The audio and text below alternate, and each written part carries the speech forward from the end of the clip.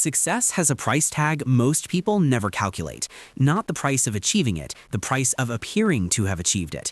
There's a specific financial behavior that looks like responsibility, but functions as a wealth extraction system. You pay for the visual markers of having made it, while the actual structure of wealth never forms. The difference between looking successful and being successful is approximately $500,000 over 20 years for the average middle-income earner.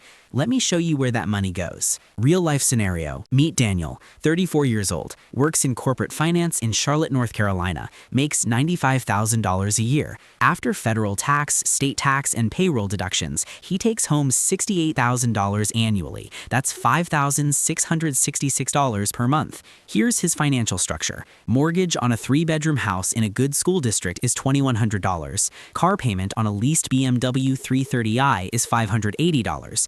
Car insurance on that BMW is $210. Health insurance is $185. Utilities and HOA is $320. Student loan minimum payment is $425. He spends $175 a month on a gym membership at a premium fitness club. He subscribes to a meal prep service for $280 monthly because he's too busy to cook consistently. His wardrobe refresh every few months runs about $150 averaged monthly because professional appearance matters in client-facing roles.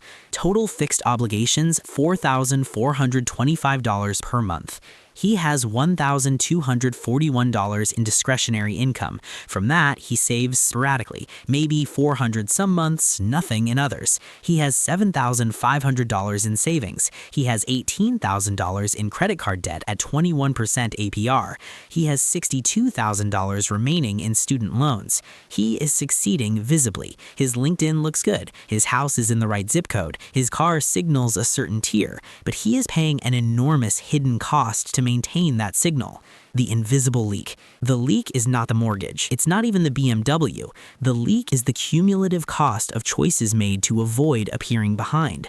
The house he bought is $415,000. He qualified for a $350,000 house comfortably, but the $350,000 houses were in older neighborhoods where his peers were not buying. The extra $65,000 in loan principal costs him $312 more per month and $112,000 more in interest over 30 years. The BMW lease costs $580 monthly. Over 3 years, that's $20,880 for a car he will never own. If he renews the lease twice more, which is common, he will have spent $62,640 over 9 years with zero equity. A reliable $25,000 sedan purchased in cash would have cost him $37,640 less and still functioned perfectly. The premium gym is $175 versus $35 at a standard gym. Over 10 years, that's $16,800 spent on aesthetics and networking atmosphere rather than actual fitness outcomes. Each choice individually feels justified. The neighborhood matters for resale value. The car matters for client perception. The gym matters for professional networking. But the total structural cost of appearing successful is preventing him from becoming actually successful. He is renting status, and status, unlike assets, expires the moment you stop paying for it. The simple math. Let's isolate the status premium across 3 categories: the house upgrade, the car lease, and the premium gym. Combined monthly cost is $312 plus $580 plus $140 equals $1,032 per month in status spending, above functional equivalence. If Daniel redirected that $1,032 per month into a low-cost index fund earning 8% annually using the standard compound growth formula A equals P times the quantity 1 plus R over N raised to the power of N times T, here's what happens. After 10 years, $189,000. After 20 years, $589,000. He is not building that. He is leasing the appearance of having already built it. The emotional mistake people make with compounding is they underestimate duration. A decade feels abstract, but 10 years pass whether you invest or not. Daniel has already lived through one 10-year period as an adult. The next one is starting now. If the pattern continues, he will arrive at 44 years old having spent over $240,000 on status maintenance with no accumulated wealth to show for it. This is the math that most people avoid running because the answer is uncomfortable. The psychological driver. So why does someone making $95,000 a year structure their life this way?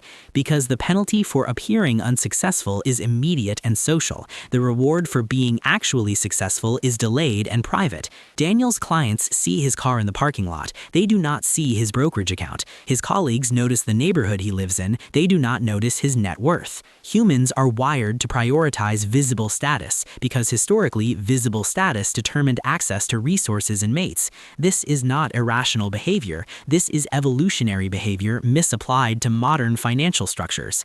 There's also the logic of desert. Daniel works hard. He earns well. He feels he has earned the right to enjoy the income, and he has. But enjoyment and wealth building are not the same activity. The issue is not that he bought the nicer house or leased the BMW. The issue is that he never asked himself, what is the opportunity cost of this signal? Every dollar spent on looking successful is a dollar that cannot compound into actual financial independence. This is not about deprivation. This is about recognizing that you are making a trade. You are trading future optionality for present perception.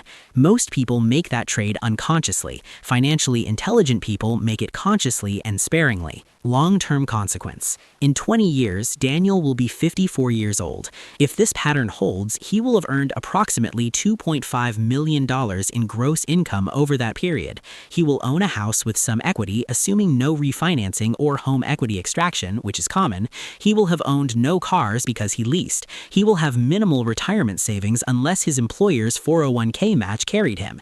He will look successful at 54. He will have the right address, the right wardrobe, the right affiliations, but he will not have financial independence. He will still need the job. He will still need the paycheck. He will have spent 20 years appearing wealthy without becoming wealthy. The consequence is not financial collapse. It is financial stagnation disguised as upward mobility. And the cruelest part is that Daniel did everything society told him to do. He got the degree, the job, the house, the car. He followed the script. The script just doesn't lead to wealth. It leads to the appearance of wealth, which costs almost as much as wealth, but produces none of the security. Shift in thinking. Financially intelligent individuals do not think in terms of what they can afford. They think in terms of what something costs them to afford. They do not ask, can I lease this car for $580 a month? They ask, what am I not building if I allocate $580 here for the next 3 years? They do not see the premium option as the successful choice. They see the functional option as the intelligent choice, and the savings as the successful outcome. This is not about frugality. This is about intentionality. You can spend on status, but you should know that you are spending on status and choose it deliberately, not reflexively. Most people discover at 50 that they have been paying a subscription fee to look successful instead of building the structure that makes them actually successful. Closing. If this shifted how you evaluate your own financial choices, consider subscribing. This channel exists to expose the structures that keep financially stable people financially stuck.